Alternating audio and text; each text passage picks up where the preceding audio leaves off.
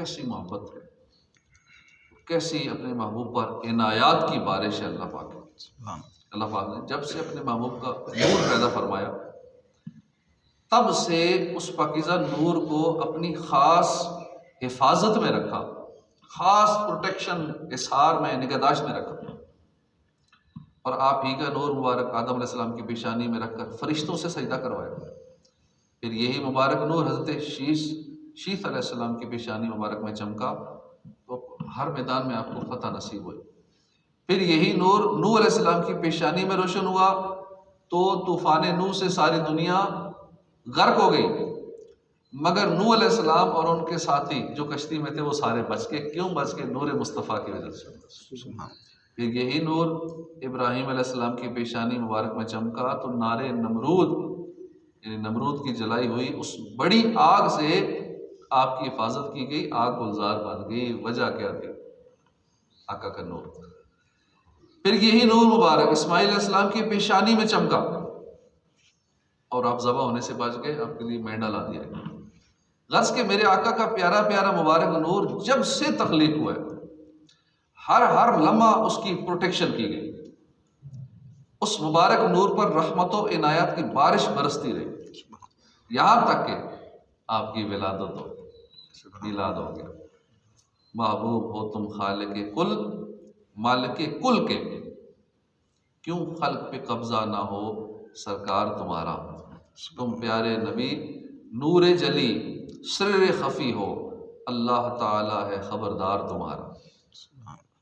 پیارے آقا صلی اللہ علیہ وسلم کی بچپن کی بات ہے کہ جب دائی صاحبہ حضرت سیدہ حلیمہ سعدیہ مکہ مکرمہ حاضر ہوئیں، سید عالم نور مجسم صلی اللہ علیہ وسلم نے انہیں اپنی خدمت کے لیے قبول فرما لیا۔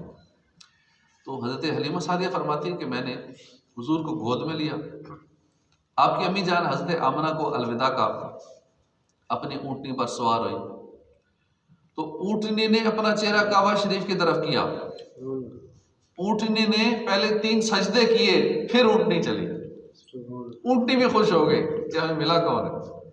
اللہ اکبر۔ یہ وہی اونٹنی تھی جو اتنی کمزور لاغر تھی کہ جب آپ مکہ پاک آ رہی تھی حلیمہ سعدیہ تو یہ اونٹنی سب سے پیچھے تھی، چل نہیں پا رہی تھی، اتنی کمزور تھی، مگر اب اس کی شان ہی نرالی ہو گئی۔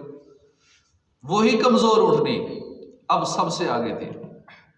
دیگر خواتین نے سیدہ حلیمہ سے پوچھا، حلیمہ کیا یہ وہی اونٹنی ہے؟ اس کی شان عجیب ہے۔ سیدہ حلیمہ رضی اللہ عنہ فرماتی ہیں کہ میں نے سنا اونٹنی بول کر کہہ رہی تھی، واللہ ان لی لشانا ثم شعنا بعثنی اللہ بعد موتی، اللہ کی قسم آج میری بڑی شان ہے، پھر بڑی شان ہے، آج رب قدیر نے مجھے موت کے بعد زندگی عطا کر دی۔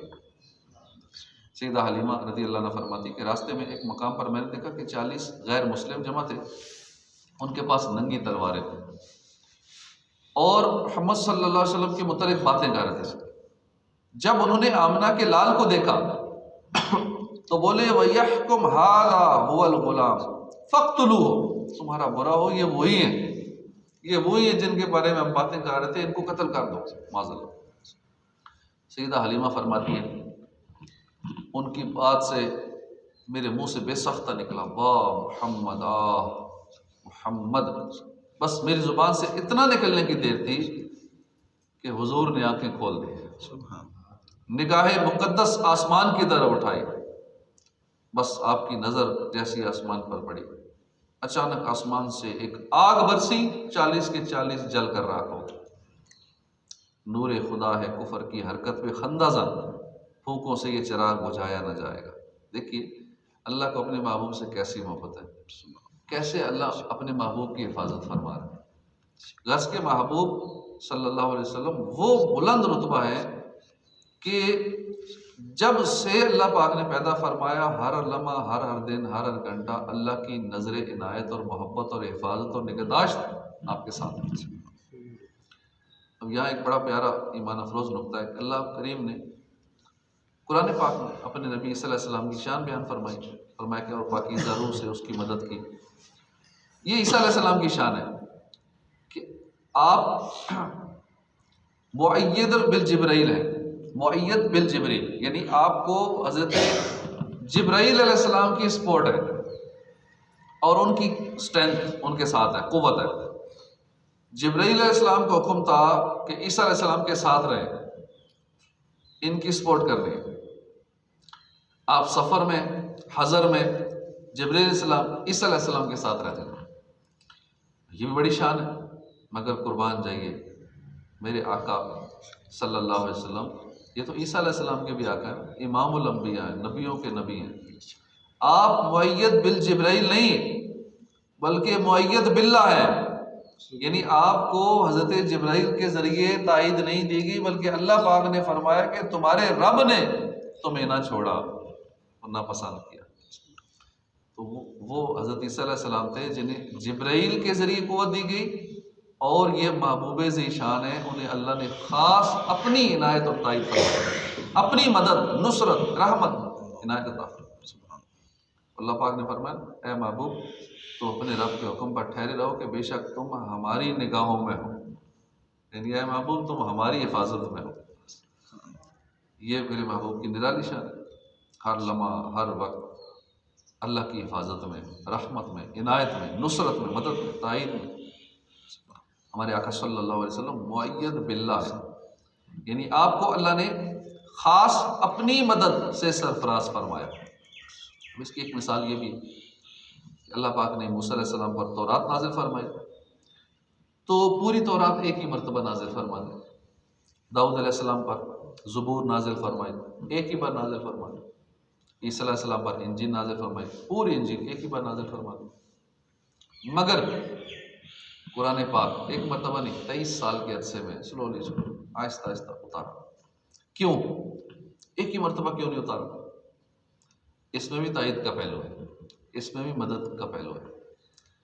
آپ قرآن آیات اور ان کے شان نزول پڑھ کر دیکھیں، جب جب بھی حضور کو کوئی خاص معاملہ درپیش آیا، اہم فیصلہ پیش آیا، اللہ نے آیت نازل فرما دی، اللہ نے وہاں مدد فرما دی۔ جب جب کوئی اہم واقعہ پیش آیا، اللہ نے وہی نازل فرما دی۔ کوئی مشکل آ گئی تبلیغ دین میں، اللہ نے وہی نازل فرما دی۔ کفار نے دکھ پہنچایا، اللہ نے تسلی دینے کے لیے قرآن نازل فرما دی۔ غیر مسلموں نے ٹھیس پہنچائی، اللہ پاک نے قرآن کی مدد سے تسلی دے دی۔ اے محبوب پریشان نہ ہو، انہوں نے نوح علیہ السلام کے ساتھ بھی یہ کیا تھا، ہود علیہ السلام کے ساتھ بھی یہ کیا تھا، لوط علیہ السلام کے ساتھ یہ کیا تھا، آپ پریشان نہ ہو۔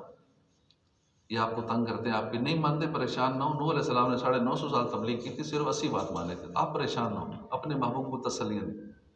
منافقوں نے سازشیں رچائیں، اللہ نے اپنے محبوب کی مدد فرمائی۔